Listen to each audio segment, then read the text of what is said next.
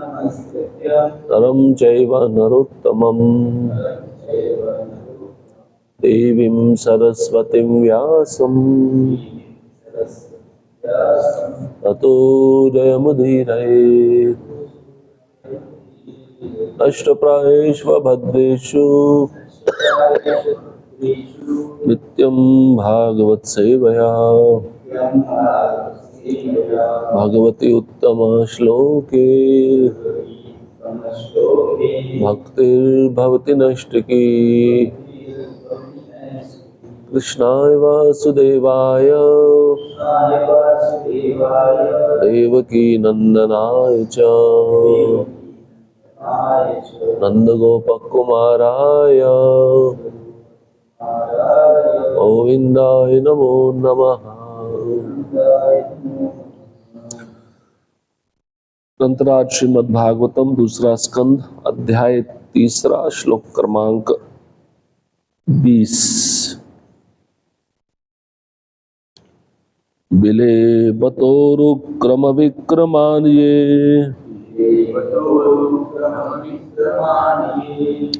न शृण्वतः कर्णपुटे नरस्य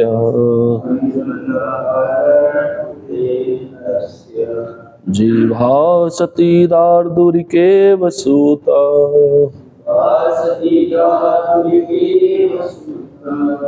न चोपगायत उरुगाय गाथा।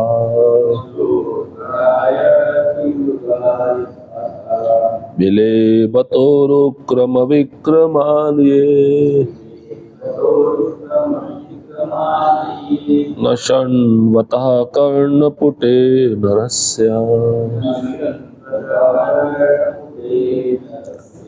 जीवा सती दार्दुरिकेव सूता न चोपगायत उरुगाय गाथा। बिले बतोरुक्रम विक्रमान्ये न शृण्वतः कर्णपुटे नरस्य जीवा सती दार्दुरिकेव सूता न चोपगायत उरुगाय गाथा।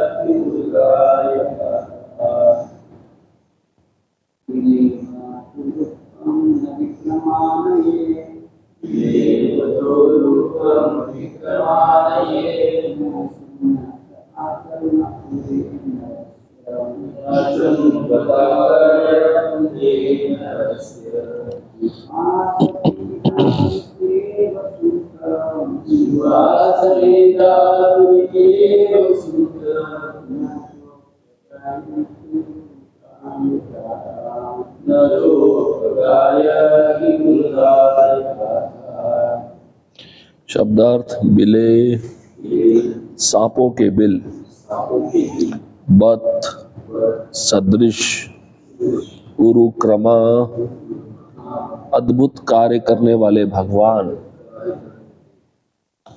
विक्रमान शौर्य, ये जो सब ना कभी नहीं क्षणवतः सुनते हैं कर्णपुटे कर्ण छिद्रों में नरस्य मनुष्य के जिह्वा जीभ असति व्यर्थ दारदूरिका मेंढकों के इवा सदृश सूत हे सूत गोस्वामी न कभी नहीं च भी उपगायती तेजी से उच्चारण करती है उर्गाय गाने योग्य गाथा गीत। अनुवाद और तात्पर्य कृष्ण कृपा श्री मूर्ति अभय चरणारविंद भक्ति वेदांत स्वामी शिल प्रभुपाद द्वारा शिल प्रभुपाद की जय। अनुवाद जिसने भगवान के शौर्य तथा अद्भुत कार्यों की कथाएं नहीं सुनी है तथा जिसने भगवान के विषय में गीतों को गाया या उच्च स्वर से उच्चारण नहीं किया है उसके श्रवण रंध्र मानो सांप के बिल है और जीभ मानो मेंढक की जीभ है। तात्पर्य भगवान की भक्ति में सेवा शरीर के सभी अंगों या उपागों द्वारा संपन्न होती है। यह आत्मा की दिव्य गतिशील शक्ति है। अतएव भक्त भगवान की सेवा में 100% लग जाता है। भक्ति कोई तभी कर सकता है जब उसके शरीर की इंद्रियां भगवान के संबंध की दृष्टि से शुद्ध हो और वह अपनी समस्त इंद्रियों से भगवान की सेवा कर सकता हो। फलतः जब तक इंद्रियां केवल इंद्रिय तृप्ति में लगी रहती है, जब तक इंद्रियों तथा उनके कार्यों को अशुद्ध या भौतिकतावादी ही मानना चाहिए। शुद्ध इंद्रियां इंद्रिय तृप्ति में नहीं अपितु पूर्णता भगवान की सेवा में लगी रहती है। भगवान अपनी समस्त इंद्रियों समेत परमेश्वर है और सेवक जो भगवान का अंश है वह भी उन्हीं इंद्रियों से युक्त होता है। भगवान की सेवा इंद्रियों का नितांत शुद्ध उपयोग है। जैसा कि भगवत गीता में कहा गया है, भगवान ने पूर्ण इंद्रियों से उपदेश दिया और अर्जुन ने पूर्ण इंद्रियों से उसे ग्रहण किया।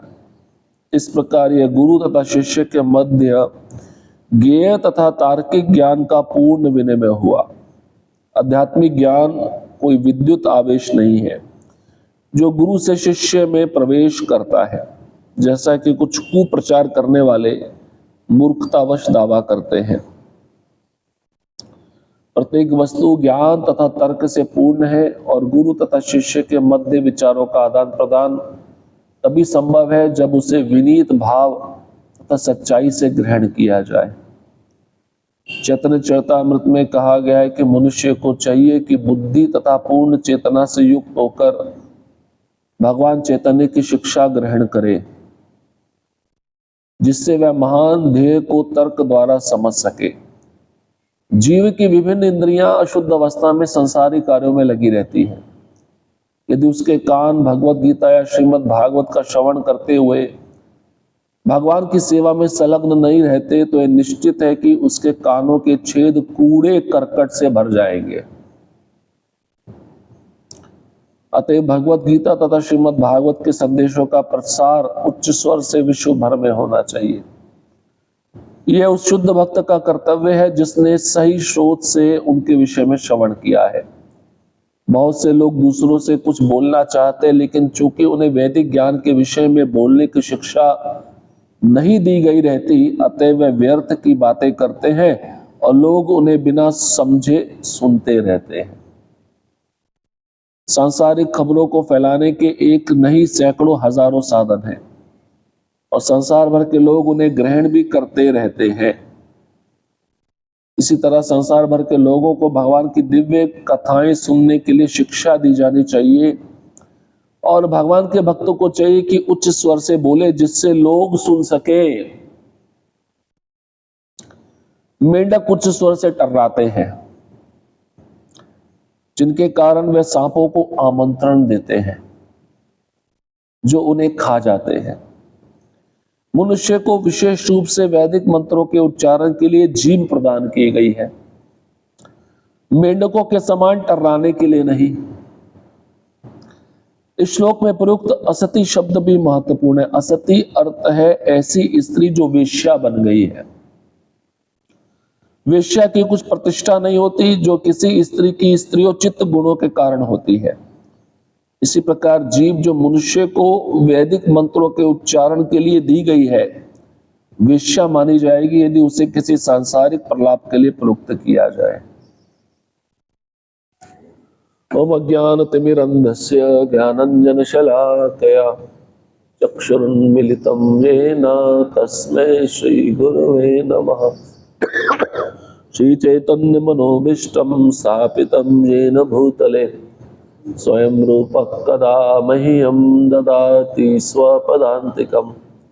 वन्देऽहं श्रीगुरोः श्रीयुतापदकमलं श्रीगुरुन् वैष्णवांश्च श्रीरूपं साग्रजातं सहगणा रघुनाथान्वितं तं सजीवं साद्वैतं सावधूतं परिजनसहितं कृष्णचैतन्यदेवं श्री राधा कृष्णपादान् सहगणा ललिता श्रीविशाखान्वितांश्च। हे कृष्णा करुणा सिंधु दीनबंधो जगत्पते गोपेश गोपिका कांत राधाकांत नमस्तुते। तप्त कांचन गौरांगी राधे वृंदावनेश्वरी वृषभानुसुते देवी प्रणमामि हरिप्रिये। वाञ्छाकल्पतरुभ्यश्च कृपा सिन्धुभ्यैव च पतितानां पावनेभ्यो वैष्णवेभ्यो नमो नमः।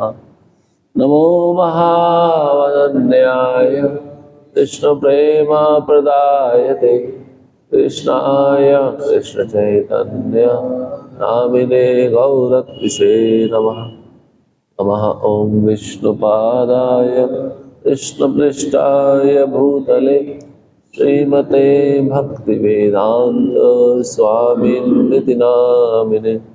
नमस्ते सरस्वते देवी गौरवाणी प्रचारिणे निर्विशेष शून्यवादी पाश्चात्य देशतारिणे। जय श्री कृष्ण चैतन्य प्रभु नित्यानंद श्री अद्वैत गदाधर श्रीवासादि गौर भक्त वृंद। हरे कृष्णा कृष्णा कृष्णा हरे हरे हरे राम राम राम हरे हरे। हरे कृष्ण। सभी भक्तों का स्वागत है आज के प्रातःकालीन श्रीमद् भागवतम कक्षा में।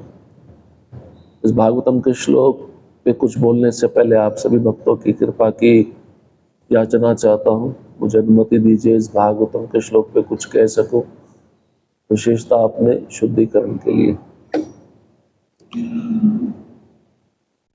इस अध्याय का शीर्षक है शुद्ध भक्ति में सेवा हृदय परिवर्तन। श्रीमद् भागवतम के श्लोक कितने अद्भुत है। सत्य का प्रकाशन करते, जो सत्य हमको अच्छा नहीं लगता। तो सूत गोस्वामी को शौनक आदि ऋषि कह रहे हैं, बिले बतोरुक्रम विक्रमांजे। बिले मतलब आप समझते होंगे बिल। यहाँ पे साधारण बिल की बात नहीं कर रहे, सांप के बिल की बात कर रहे हैं। अब सांप तो अपना बिल बनाता नहीं है, देखें कभी सांप को मेहनत करते हुए। और सांप एक जगह रहता भी नहीं है। सांप कहाँ रहता है? दूसरे के घरों में जाके रहता है। तो चूहा बिल बना रहा है या मेंढक बिल बना रहा है, तो सांप उसको खा के उसके बिल में रहता है। सुत गोस्वामी को शौनक आदि ऋषि कहते हैं, अगर किसी के कान भगवत कथा के श्रवण में नहीं लगे हुए, ना शृण्वतः कर्ण पुटे नरस्या, तो सांप के बिल के समान है। इसलिए कानों को कहाँ लगाना चाहिए? भगवत कथा के श्रवण में। संसार किस में लगा रहा है अपने कानों को? संसारिक शब्दों में लगा रहा है। अब आप सोचो, स्कूल में जो बच्चे पढ़ रहे हैं उनके कान सांप के बिल के समान है। कॉलेज में जो बच्चे पढ़ रहे हैं उनके कान सांप के बिल के समान है। दफ्तर में जो लोग काम कर रहे हैं, जिस विषय पे श्रवण कर रहे हैं, वो सांप के बिल के समान है, क्योंकि इन सब विषयों का कोई भी संबंध कृष्ण के साथ नहीं है। यहां तक कि अगर हम ब्रेकिंग न्यूज भी सुनते हैं, वो भी कान सांप के बिल के समान बन जाते हैं। तो भक्त को समझना होगा इसी जीवन में भगवत धाम कैसे जाया जाता है। ये श्लोक बता रहे हैं। कान हमको क्यों दिए हैं? भगवान की कथा सुनने के लिए। शुद्ध भक्त दो कानों से 10,000 कान जो काम करते हैं उसका उपयोग ले लेते हैं। जैसे पृथु महाराज, भगवान जब प्रकट हुए तो उन्होंने वर मांगा, मुझे 10,000 कान दे दो। 2 कान तो निंदा सुनने के लिए बहुत कम पड़ते हैं, 10,000 कान। बोले 10,000 कान, आपकी 10,000 कथाएं होंगी जिन स्थानों पे मैं एक जगह बैठ के सुनाऊंगा। इतनी लालसा है।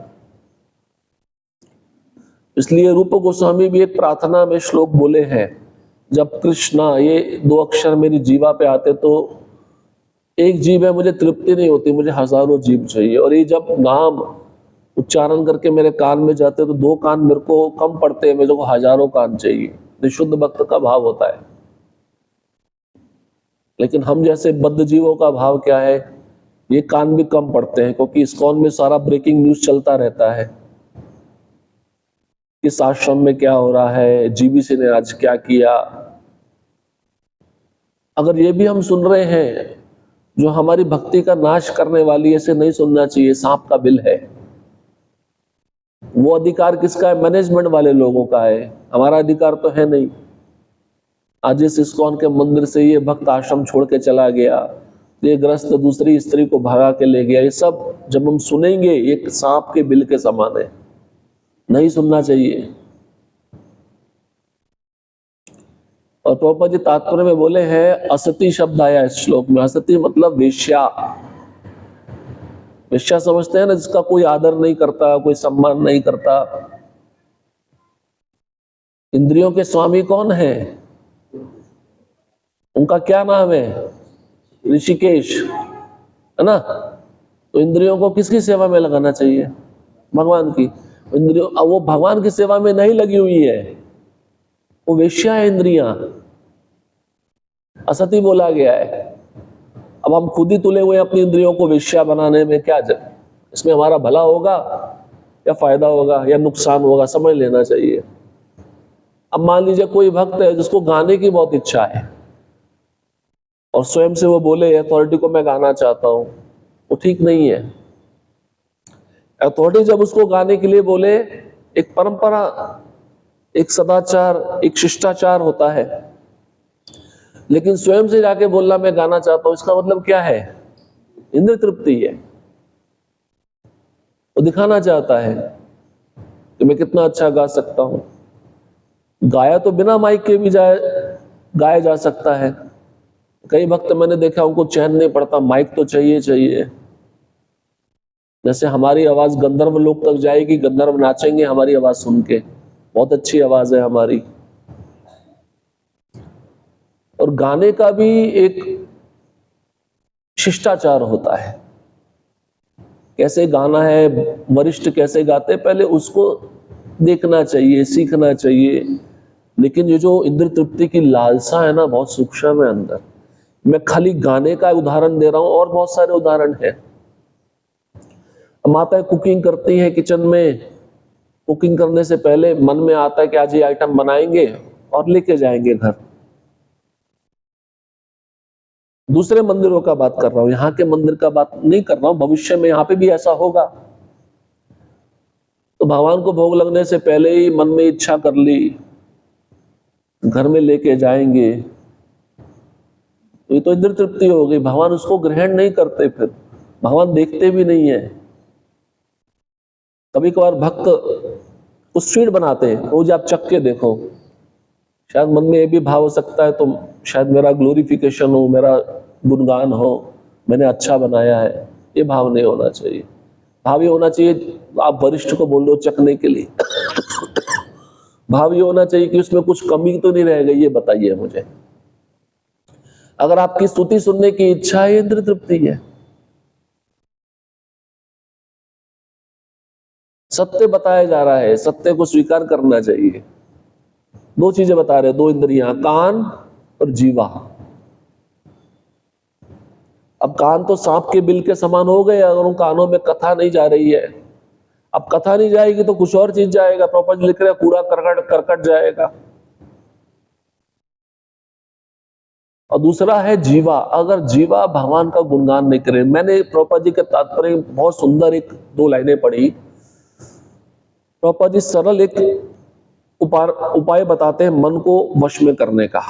प्रभुपाद जी कहते हैं, अगर आपको मन को वश में करना है ना, भगवान की कीर्ति का गुणगान करो। समझते, दो प्रकार से कीर्ति का गुणगान होता है। एक तो नाम उच्चारण करके, ये तो भगवान की कथा करके। जितना आप भगवान की कथा दूसरों को सुनाओगे, जितना आप भगवान के नाम का उच्चारण करोगे, आपका मन वश में होता जाएगा। ये पढ़ के मुझे बहुत अच्छा लगा। और जितना आप भगवान के विषय में बोलोगे, वो विचार आपके मन में स्मरण होते रहेंगे। आप अपना के देखो इस विधि को। संसारिक चर्चा हम करते हैं तो हमारे मन में संसार के विचार घूमते रहते हैं। तो इसी से संबंधित एक श्लोक है तो मुझे बहुत अच्छा लगा। भागवतम के 3 स्कंद के 15वें अध्याय का 23वां श्लोक। ब्रह्मा जी देवताओं को भगवान के वैकुंठ धाम का वर्णन करते हुए ये श्लोक बोलते हैं। 3.15.23 उसमें भी दो शब्द बहुत सुंदर आए हैं। तो ब्रह्मा जी कहते हैं, यन्नावजन्त्यग्विधो रचनानुवादा शृण्वन्ति ये अन्य विषया कुकथा मतग्नि यास्तु श्रुता हत भगैर निबिरात सारा संस्था क्षिपश्यन्त शरणेषु तमासु हंता। तो श्लोक में शब्द आया कुकथा मतग्नि। कुकथा मतलब बुरे शब्द। आप इस श्लोक से जोड़ सकते हैं। जीवा जब बुरे शब्द बोलती है तो वो मेंढक की जीभ के समान हो जाती है। प्रभुपाद जी तात्पर्य में लिखते हैं कि अगर मेंढक जोर जोर से चिल्लाता है तो किसको आमंत्रण देता है? सांप को। अगर हम आश्रम में रहकर कृष्ण कथा नहीं कर रहे तो हम मृत्यु को आमंत्रण, मृत्यु मतलब आपकी आयु कम हो रही है, कहने का मतलब ये है। कुकथा मतग्नि। कुकथा एक होती है सुकथा, दूसरा है कुकथा। कुकथा मतलब बुरे शब्द, सांसारिक शब्द जो स्कूल कॉलेज में पढ़ाए जा रहे हैं। सुखदेव गोस्वामी राजा परीक्षित को बोले है ना कि इन चीजों को सुनने वाले बहुत सारे साधन हैं। साधन क्या है? स्पोर्ट्स है, इकोनॉमिक्स है, अर्थव्यवस्था है, हाँ, जियोग्राफी है, आज तापमान कैसा है, ये सब कुकथा चल रही है। और कुकथा जब व्यक्ति करता है तो आगे आता है मतग्नि। मतग्नि मतलब बुद्धि को मार देती है। कुकथा क्या करती है? हमारी अच्छी बुद्धि को मार देती है, खत्म कर देती है। अच्छी बुद्धि क्या है? अच्छी बुद्धि जो हमको भगवान के पास लेके जाती है। तो हमने बुरे शब्दों का उच्चारण करके अपने मति को मार दिया, बुद्धि को मार दिया। अब वही पुरंजनी बन गई और पुरंजनी बनकर हमको संसार में भ्रमण करा रही है, एक विषय से दूसरे विषय पर। तो ब्रह्मा जी कहते हैं ये अतीव शोचनीय है। ब्रह्मा जी दुख व्यक्त कर रहे हैं ब्रह्मलोक में बैठे बैठे। किसके लिए? हम सबके लिए, इचल करंजी में जो बैठे हैं। इचल करंजी में नहीं, पूरी पृथ्वी पे जो बैठे हैं। ब्रह्मा जी कहते हैं ये अतीव शोचनीय है कि अभागे लोग वैकुंठ लोकों के विषय में चर्चा नहीं करते। ब्रह्मा जी कह रहे हैं जो वैकुंठ लोक के बारे में चर्चा नहीं कर रहा, अपनी जीभ से कृष्ण के नाम रूप गुण लीला या उनके धाम का चर्चा नहीं कर रहा, वो अभागा है, मिसफॉर्चुनेट। अपितु ऐसे विषयों में लगे रहते हैं जो सुनने के लायक नहीं होते। वही बात आ गई। देखिए, अभागे लोग भगवान की कथा सुनने के बजाय कौन से विषय सुनते हैं? संसार के विषय, जो उनके सुनने के लायक नहीं है। उनको भेजा किस लिए गया है? भगवान की सेवा करने के लिए। तथा मनुष्य की बुद्धि को संभ्रमित कर देते हैं शब्द, विचलित कर देते हैं। इससे जो ज्यादा बोलता है ना, वो विचलित बहुत जल्दी होता है, देख लो आप। और जो व्यक्ति शांत है ना, उसका मन धीर गंभीर होगा। बोलना है कृष्ण के बारे में बोलो, 10,000 शब्द, 20,000 शब्द। कृष्ण के बारे में नहीं बोलना तो अपने मुंह पे टेप लगा लो। कई भक्तों की तो आवाजें इतनी ऊंची होती है, दूसरे कब्र तक जाती है, उनको माइक की भी जरूरत नहीं है। भगवान ने ऐसा सिस्टम फिट किया हुआ है अंदर। अब ऐसे भक्तों को माइक मिल जाए तो सोने पे सुहागा हो जाएगा, फिर क्या कहना। जो लोग वैकुंठ के प्रसंगों का त्याग करते हैं, वैकुंठ के प्रसंगों को सुनते नहीं है, न चर्चा करते हैं, तथा भौतिक जगत की बातें चलाते हैं, वे अज्ञान के गहनतम अंधकार में फेंक दिए जाते हैं। ये ब्रह्मा जी बोल रहे हैं। उन लोगों को, जो लोग भगवान की कथा नहीं सुनते, भगवान की कथा नहीं करते, उनको माया शक्ति पकड़कर अंधकार में फेंक देती है। अंधकार मतलब 84 लाख जन्म मृत्यु के चक्र में बारंबार फंसते रहना। अब प्रभुपाद जी तात्पर्य में लिखते हैं, भागवत में और विशेष रूप से इस श्लोक में इस बात पर बल दिया गया है कि जो लोग आध्यात्मिक आकाश तथा वैकुंठ लोकों के वास्तविक दिव्य रूप के विषय में विचार विमर्श करने तथा समझने का प्रयास करते हैं, वे भाग्यवान हैं।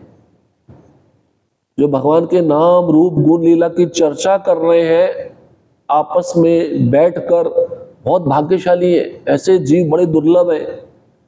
देवता भी आकाश से देखते हैं, बादलों के पीछे छिपकर। कई ऐसे भक्त मिल जाएंगे पृथ्वी पर जो भगवान के दिव्य धाम की चर्चा कर रहे हैं, क्योंकि देवताओं के लोक में भी भगवान के धाम की चर्चा नहीं होती। हाँ, कोई शुद्ध भक्त आ जाए तब चर्चा हो जाती है।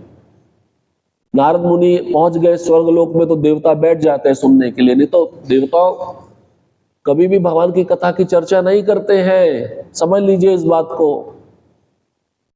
वो सौभाग्य हमको मिला है।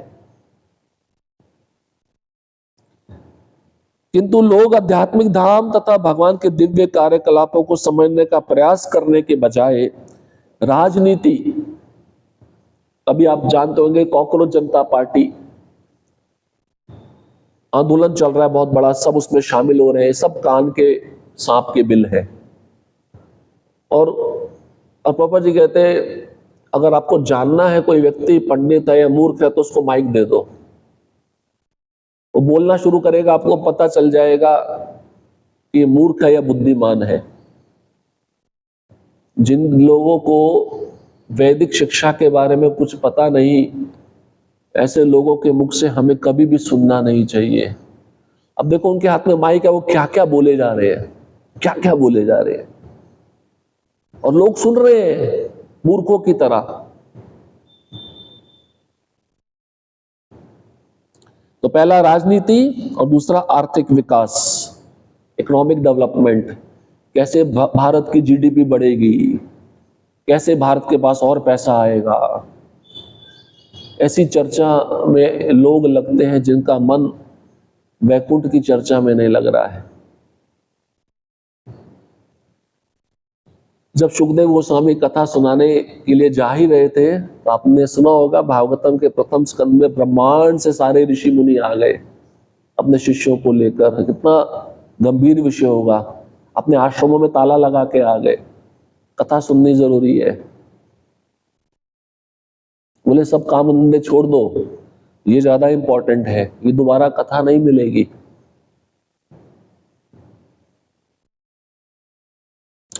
वे इस जगत की जहां उन्हें कुछ वर्षों तक ही रहना है। प्रभुपाद जी कह रहे हैं इस जगत में हमें हमेशा के लिए तो नहीं रहना ना, कुछ वर्षों के लिए रहना है। अब कुछ वर्षों के लिए रहना है तो उसमें भी व्यक्ति क्या सोचता है, मेरी जो समस्या है उसका हल कैसे निकले। कौन सी समस्या? भाई नीट के पेपर लीक हो गए, बच्चों ने आत्महत्या कर ली, अब समस्या का हल निकालना है। आत्महत्या तो रोज चलती रहती है। कई लोग पैसा ज्यादा नहीं मिल रहा, कहाँ पैसा ज्यादा मिलेगा तो नौकरी बदल लेते हैं, उनके लिए समस्या है। मतलब हर एक व्यक्ति की अपनी कोई ना कोई समस्या है, तो इन समस्याओं को हल करने में वो लगे हुए हैं। अब ये नहीं पता सबसे बड़ी समस्या क्या है। सबसे बड़ी समस्या क्या है? हम जन्म मृत्यु के चक्कर में फंसे हुए हैं। तो ऐसे लोग अपने भौतिक समस्याओं को हल करने के लिए अनेक अनेक सम्मेलनों, गोष्ठियों तथा चर्चाओं का आयोजन करते हैं। भाई शिक्षा मंत्री का इस्तीफा लेना है तो क्या आंदोलन छेड़ा जाए, भूख हड़ताल। अब उसमें भी कितना लोगों को पागल बनाया जा रहा है। एक व्यक्ति को भूख हड़ताल पे बिठा दिया, वो बेचारा भूखा है, बाकी सब दबा दब खाए जा रहे हैं, वहां पे लंगर चल रहा है। कितना चीटिंग चीज चल रही है संसार में। जबकि भागवतम में लिखा है, भगवत गीता में लिखा है, ऐसे उपवास तमोगुनी उपवास माने गए जिनका शास्त्र में कोई उल्लेख नहीं है।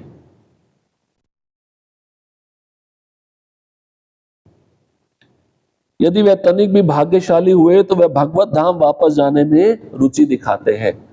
भाग्य थोड़ा सा उदय हो गया, भगवत धाम जाने में उनकी रुचि थोड़ी सी विकसित होती है। लेकिन अब चिंगारी है, उसको अग्नि बनाना भी तो बच्चे का खेल नहीं है ना। थोड़े समय के लिए भक्ति में आ गए, भक्तों का संग ले लिया, उसमें मन भटकते देर नहीं लगती। उस अग्नि को जलाए रखना पड़ता है जीवन भर, तब रुचि पैदा होती है भगवत धाम जाने की। लेकिन ब्रह्मा जी कहते हैं जब तक भगवान की दिव्य कथाओं की ऐसे लोग चर्चा नहीं चलाते तो उनको इसी भौतिक अंधकार में लगातार सड़ते रहना पड़ेगा, सड़ते रहना पड़ेगा। कितनी गंभीर विषय है। तो भक्तों के बीच में चर्चा भगवान का विषय होना चाहिए। दो ही शब्द हैं शास्त्र में, इक्षता, इक्षता मतलब देखना, और शृण्वता मतलब सुनना, और कीर्ति मतलब गुणगान करना। कानों से भगवान की कथा को सुना जाना चाहिए और जीवा से भगवान के नाम का उच्चारण, नहीं तो भगवान की कथा का गायन होना चाहिए।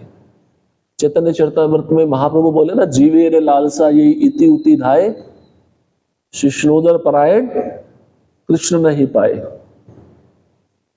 दो इंद्रियों की चर्चा कर रहे हैं। जीवे रे लालसा, जीव की लालसा। जीव की जो लालसा है ये हमें संसार में भटका रही है। तार मध्य जीवाती लोभ माया सुदुर्मति। समझते हैं ना इसका अर्थ? सभी इंद्रियों में सबसे प्रबल इंद्रिया है जीव। इसको आपने नियंत्रण में कर लिया, सारी इंद्रियां नियंत्रण में हो जाएंगी। इस्कॉन में आने से पहले हमारा अनुभव होगा हम जीव को कितना चलाते रहते थे, खाते रहते थे। लेकिन हम 2 टाइम प्रसाद लेते हैं, अब ठीक है, कोई समस्या नहीं है। पर खाना ही नहीं है, गुणगान भी करना है। खा खा के नहीं तो सो जाएंगे। गुरु महाराज कहते हैं ना, से अन्नामृत पाओ, खा के सो जाओ। ऐसा नहीं होना चाहिए। आपने जिसका अन्न अमृत ग्रहण किया उसका गुणगान करना चाहिए ना। हमारे स्वामी हैं। तो जीव की लालसा के लिए जो इधर उधर घूम रहा है, कहाँ अच्छा खाने को मिलेगा, कहाँ पनीर पकोड़ा मिलेगा, कहाँ स्वीट राइस मिलेगा, वो कृष्ण को प्राप्त नहीं कर पाएगा।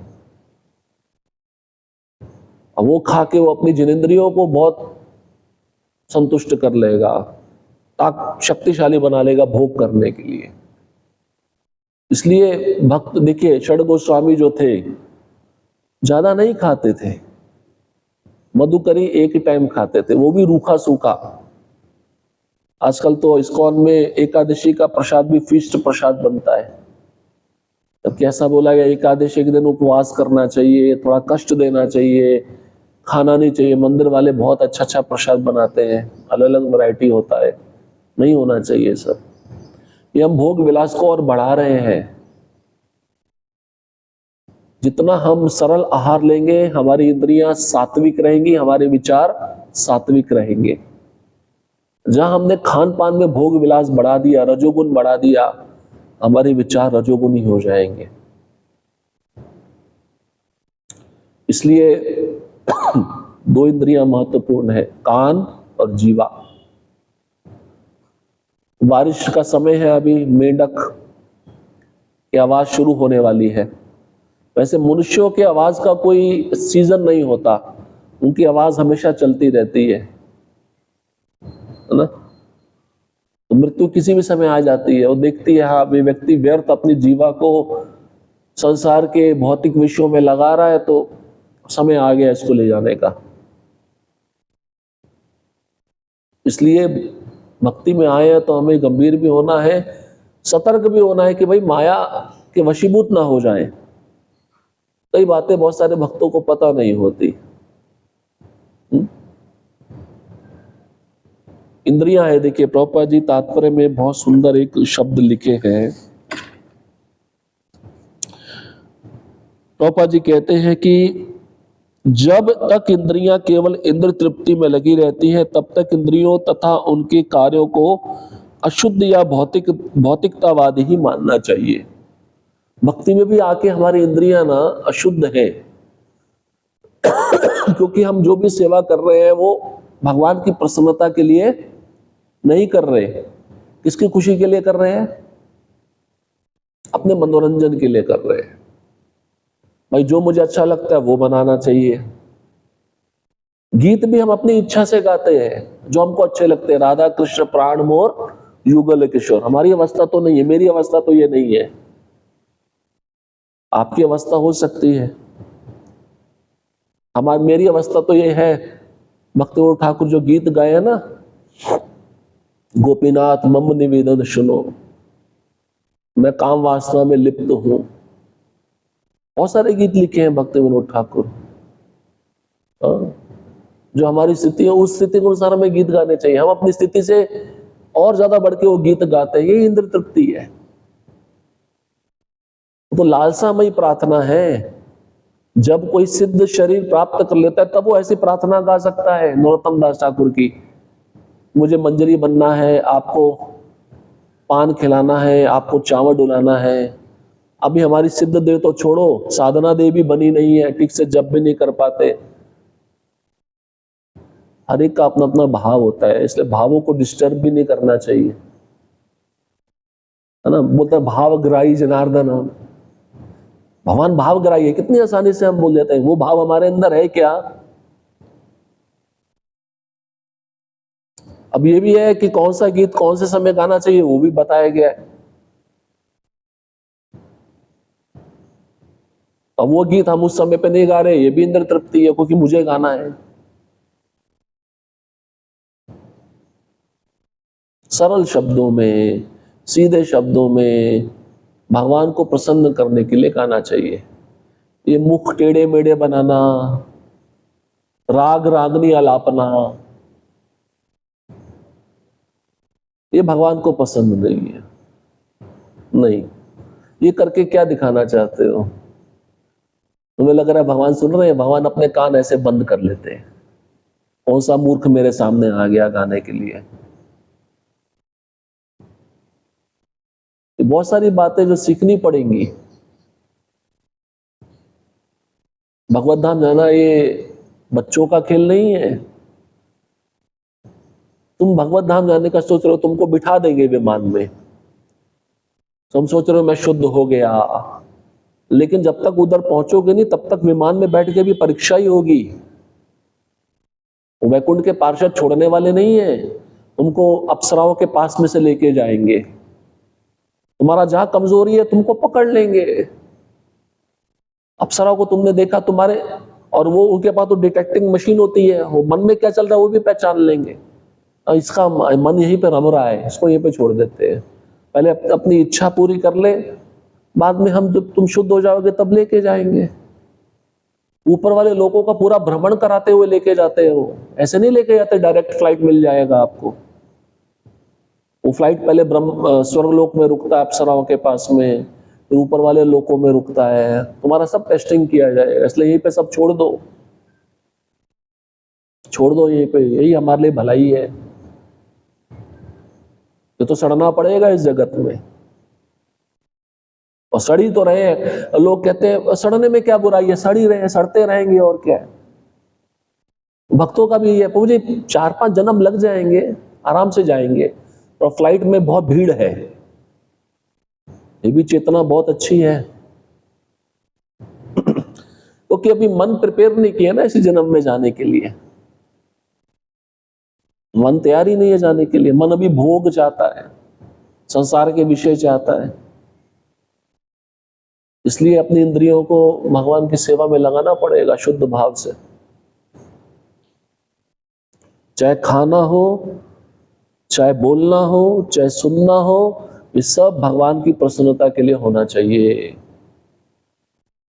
प्रसाद में सिलेक्शन नहीं होना चाहिए, करेले का सब्जी है तो नहीं, गुलाब जामुन है तो हाँ।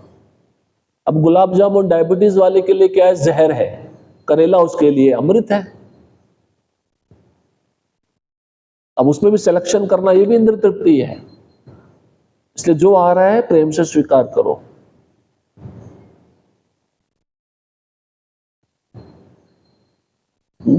प्रयास करो इस बात को समझने का। मैं तो जीवन भर कर ही रहा हूं, कुछ ना कुछ नया नया साक्षात्कार मिलता रहता है। गाना है, हॉल भरा रहेगा तब गाऊंगा, ऐसे नहीं। तो अपने रूम में भी गा सकते हो करताल लेके, बिना माइक के। करताल नहीं है तो ताली बजा के गा सकते हो, भगवान आपका वो गायन वैकुंठ में बैठ के सुनेंगे। अब तुम्हारा भाव शुद्ध है तो। तुम्हारा भाव शुद्ध नहीं है, 1000 लोग बैठे हैं, भगवान वहां पे नहीं आएंगे। श्री संप्रदाय में कितने सारे आचार्य हैं। एक आचार्य थे, उनका मैं नाम भूल गया, कथा करने बैठते थे, पूरा शहर आके बैठ जाता था सुनने के लिए मंदिर में, और मंदिर में बैठने के लिए जगह नहीं मिलती थी।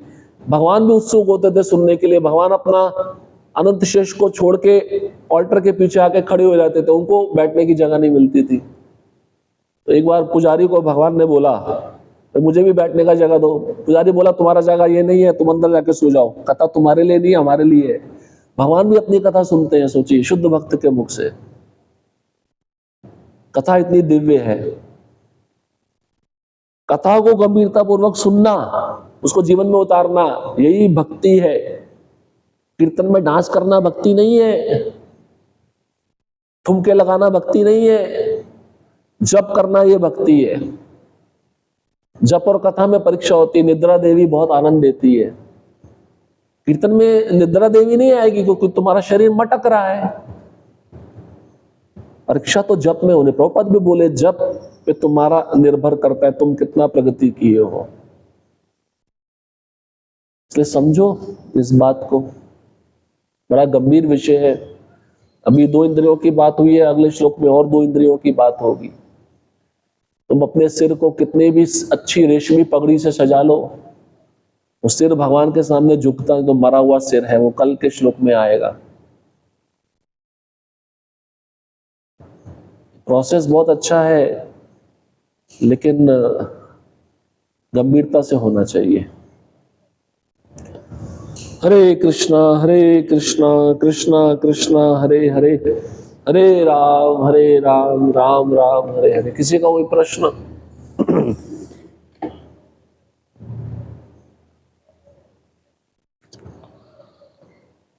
ग्रंथराज श्रीमद् भागवतम की जय, शिल प्रभुपाद की जय।